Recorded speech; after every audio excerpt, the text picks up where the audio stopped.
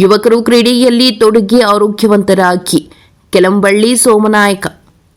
ಬದನಗುಪ್ಪಿಯಲ್ಲಿ volleyball ಪಂದ್ಯಾವಳಿಗೆ ಚಾಲನೆ. ತಾಲೂಕಿನ ಬದನಗುಪ್ಪಿ ಗ್ರಾಮದಲ್ಲಿ ಶ್ರೀ ವಿದ್ಯಾ ಗಣಪತಿ ಮಂಡಳಿ ವತಿಯಿಂದ 21ನೇ ವರ್ಷದ ಗಣೇಶ ಮೂರ್ತಿ ಪ್ರತಿಷ್ಠಾಪನೆ ಅಂಗವಾಗಿ 2 ದಿನಗಳ ಆಯೋಜಿಸಿರುವ 3ನೇ ವರ್ಷದ ವಾಲಿಬಾಲ್ ಪಂದ್ಯಾವಳಿಗೆ ಮೈಸೂರು ಮತ್ತು ಚಾಮರಾಜನಗರ ಜಿಲ್ಲಾ ನಾಯಕ ಸಂಘದ ಅಧ್ಯಕ್ಷ ಕೆಲಂಬಳ್ಳಿ ಸೋಮನಾಯಕ ಚಾಲನೆ ನೀಡಿದರು. ಗ್ರಾಮದ ಸರ್ಕಾರಿ ಪ್ರೌಢಶಾಲಾ ಆವರಣದಲ್ಲಿ ನಡೆದ ಕಾರ್ಯಕ್ರಮಕ್ಕೆ ಅವರು ಚಾಲನೆ ನೀಡಿ ಮಾತನಾಡಿ, ಇಂದಿನ ದಿನಗಳಲ್ಲಿ ಕ್ರೀಡೆ ಅವಶ್ಯಕತೆ ಇದೆ. ಯಾವುದಾದರೊಂದು ಆಟದಲ್ಲಿ ತೊಡಗಿಸಿಕೊಳ್ಳುವುದು ಯುವಕರ ಕರ್ತವ್ಯವಾಗಿದೆ. ವಾಲಿಬಾಲ್ ಕ್ರೀಡೆಯು ಶ್ರಮಜೀವಿಯ ಕ್ರೀಡೆಯಾಗಿದೆ. ಕಬಡ್ಡಿ, ವಾಲಿಬಾಲ್, ಕ್ರಿಕೆಟ್ ಇವೆಲ್ಲವೂ ಶ್ರಮಜೀವಿಯಾಟಗಳಾಗಿದ್ದೆ. ಇಂತಹ ಕ್ರೀಡೆಯನ್ನು ಮುಂದುವರಿಸಿಕೊಂಡು ಹೋಗಬೇಕು. ನೀವು ಆಟ ಆಡುವುದರಿಂದ ನಿಮ್ಮ ಆರೋಗ್ಯ, ಜೀವನ ಚೆನ್ನಾಗಿರುತ್ತದೆ ಎಂದರು. ಗಣೇಶ ಮೂರ್ತಿ ಪ್ರತಿಷ್ಠಾಪನೆ ಅಂಗವಾಗಿ ಶ್ರೀ ವಿದ್ಯಾ ಗಣಪತಿ ಮಂಡಳಿ ವತಿಯಿಂದ 2 ದಿನಗಳ ಕಾಲ ವಾಲಿಬಾಲ್ ಪಂದ್ಯಾವಳಿ ಆಯೋಜಿಸಿರುವುದು ಒಳ್ಳೆಯ ಕೆಲಸ. ಪ್ರಸ್ತುತ ದಿನಗಳಲ್ಲಿ ಯುವಕರು ಒಂದಲ್ಲ ಒಂದು ಕ್ರೀಡೆಯಲ್ಲಿ ತೊಡಗಿಸಿಕೊಳ್ಳುವ ಮೂಲಕ ಆರೋಗ್ಯವಂತರಾಗಿರಬೇಕು, ಕುಡಿತದಿಂದ ದೂರವಿರಬೇಕು ಎಂದು ಸಲಹೆ ನೀಡಿದರು. ಪಂದ್ಯಾವಳಿಯಲ್ಲಿ ಭಾಗವಹಿಸಿರುವ ಎಲ್ಲ ಕ್ರೀಡಾಪಟುಗಳಿಗೂ ಶುಭ ಕೋರಿದರು. ಕಾರ್ಯಕ್ರಮದಲ್ಲಿ ನಾಗಶೆಟ್ಟಿ, ವೀರಭದ್ರ ಸ್ವಾಮಿ, ಯಜಮಾನ ಮಹದೇವ ನಾಯಕ, ಬಿಪಿ ನಾಗರಾಜ ಮೂರ್ತಿ, ಮುಖ್ಯ ಶಿಕ್ಷಕ ನಂಜುಂಡಸ್ವಾಮಿ, ಶಿಕ್ಷಕ ನಿರಂಜನ್, ಸಿಬಿ ಶ್ರೀನಿವಾಸ, ಶಿವರಾಮು, ಕಾಳನಾಯಕ, ಕಾಳಪ್ಪ, ಕೃಷ್ಣ, ರಂಗಸ್ವಾಮಿ, ಕಿರಣ್, ರೇವೇಶ್ ನಾಯಕ ಹಾಜರಿದ್ದರು. ವರದಿ ಹೋಮ ನಂಜುಂಡ ನಾಯಕ, ಪ್ರಜಾಪವರ್ ಟಿವಿ, ಚಾಮರಾಜನಗರ. ಇವತ್ತು ಬದನಗುಪ್ಪೆಯಲ್ಲಿ ಏನೋ ಒಂದು ವಾಲಿಬಾಲ್ ಟೀಮ್ ಇದೆ ಅಂತ ಹೇಳಿ ನೆನ್ನೆ ತಾನೇ ಗೊತ್ತಾಯ್ತು ನನಗೆ. ಅದಕ್ಕಿಂತ ಮುಂಚೆ ಹೇಳೋದಾದ್ರೆ, ಮೊದಲನೇ ಊರು ನಿಮ್ಮೂರು. ನನ್ನ ರಾಜಕಾರಣವಾಗಿ ಮತ್ತೆ ನನ್ನ ಹೋರಾಟದಲ್ಲಿ ಮೊದಲನೇ ಊರು ಅಂತಂದ್ರೆ ನಿಮ್ಮೂರೇ. ಮೊದಲು ನನ್ನನ್ನ ಕೆಲಂಬಳ್ಳಿ ಸೋಮನಾಯಕ ಅಂತ ಗೊತ್ತಿರ್ಲಿಲ್ಲ, ಬಟ್ ನನ್ನ ಹೆಸರು ಸೋಮಣ್ಣ ಅಂತ ಹೇಳಿ, ಡಿ ಸೋಮಣ್ಣ ಅಂತ ಹೇಳಿ ನನ್ನ ಹೆಸರಿರೋದು. ಬಟ್ ನಾನು ಕೆಲಂಬಳ್ಳಿ ಸೋಮನಾಯಕ ಅಂತ ಕರೆಯಂತ ಸ್ಥಿತಿ ತಂದಂತದ್ದು ಮೊದಲನೇ ನಿಮ್ಮೂರು. ಅದಾದ್ರೆ ತಪ್ಪಾಗಲ್ಲ. ಬಟ್ ಈಗ ನನಗೆ ನಾಗರಾಜ ಮೂರ್ತಿಯವರು ಇಂತ ಅವ್ರ ತಂದೆ ಕಳ್ಕೊಂಡಿದ್ದೀವಿ. ಅವರು ನನಗೆ ಎಷ್ಟೊತ್ತು ಗಳಿಗಲು ನಾನು ಕಾಂಗ್ರೆಸ್ ಇದ್ದಾಗ ನನ್ನ ಜೊತೆಗೆ ಒಂದು ಆಸ್ವಾದ. ಯಾವಾಗ್ಲೂ ಹೇಳಿದ್ರೆ ಸೋಮನಾಯಕ್ ಬೆಳಿಬೇಕು, ಯಾರ ಜೊತೆ ಮಾತಾಡ್ಬೇಕಾದ್ರೆ ಸೋಮನಾಯಕ್ ಬೆಳಿಬೇಕು, ಆ ಸಮಾಜದಲ್ಲಿ ಅಂತವನೊಬ್ಬ ಇದ್ದಾರೆ, ಬೆಳಿಬೇಕು ಅಂತ ಭಾವನೆ,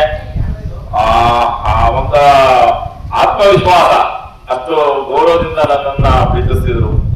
ಅವ್ರ ಆತ್ಮಕ್ಕೆ ಶಾಂತಿ ಸಿಕ್ಲಿ ಅಂತ ಹೇಳಿ ಈ ಭಾಗದ ಇವತ್ತು ಈ ಸಭೆಯಲ್ಲಿ ನಾನು ದೇವರ ಪ್ರಾರ್ಥನೆ ಮಾಡ್ತಾ, ಹಾಗೂ ಇಲ್ಲಿ ಕೂತಿರಂತ ಎಲ್ಲ ವೇದಿಕೆ ಮೇಲೆ ಕೂತಿರಂತ ನನ್ನ ನೆಚ್ಚಿನ ಶಿರಪಂಚರು ಪರಿಚಯ ಇದ್ರೂ ಸಹ ನನಗೆ ಈಗ ಪರಿಚಯ ಆಯ್ತಾರಂತವರು ಎಲ್ಲರಿಗೂ ನಮಸ್ಕರಿಸ್ತಾ, ಇವತ್ತು ಆಟ ಅವಶ್ಯಕತೆ ಇದೆ. ಇವತ್ತಿನ ಸ್ಥಿತಿಗೆ ನೋಡೋದಾದ್ರೆ ಆಟದ ಅವಶ್ಯಕತೆ ಇದೆ.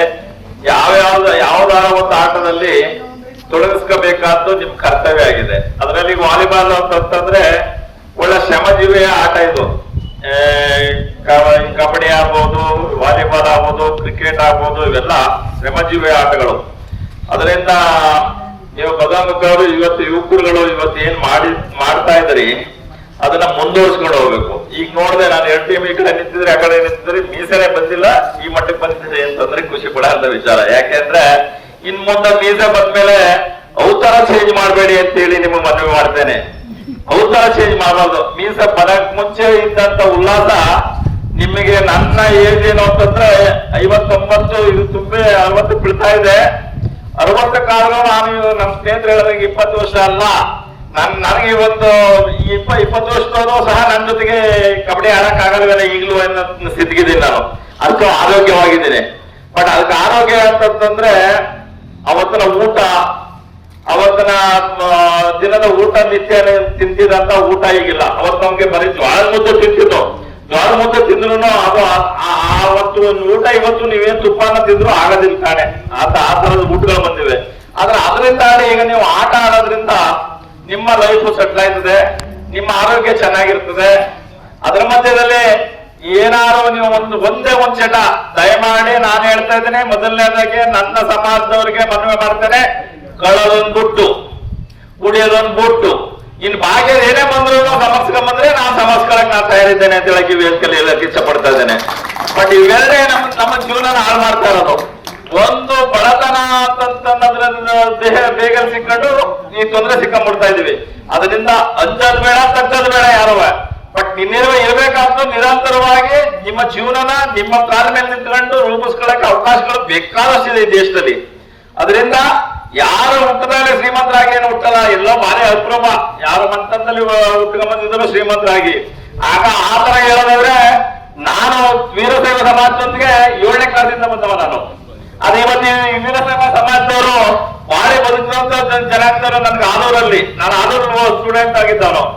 ಬಟ್ ನನ್ನ ಒಂದಿಗಿದ್ದಂತ ನನ್ನ ಸ್ನೇಹಿತರುಗಳೇ ಓದ್ತಿದ್ದಂತ ಕಾಲದಲ್ಲಿ ಸೋಕಿಗೆ ಅಂತ ಕೊಡಿರ್ತಂತ ಬಿಟ್ರು.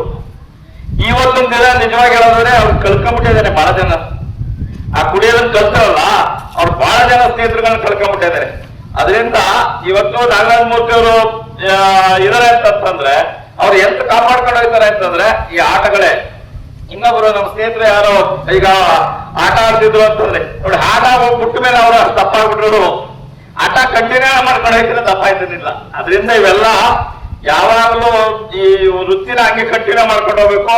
ಇವನ್ ಟುಡೇ ನಾನು ಬೆಳಿಗ್ಗೆ ಎದ್ರೆ 5:30 6 ಗಂಟೆಗೆ ಎದ್ದು ನನ್ನ ಎಕ್ಸರ್ಸೈಸ್ ಮಾಡೇ ಬೇರೆ ಕೆಲಸ ಕೈ ಹಾಕದ್ ನಾನು.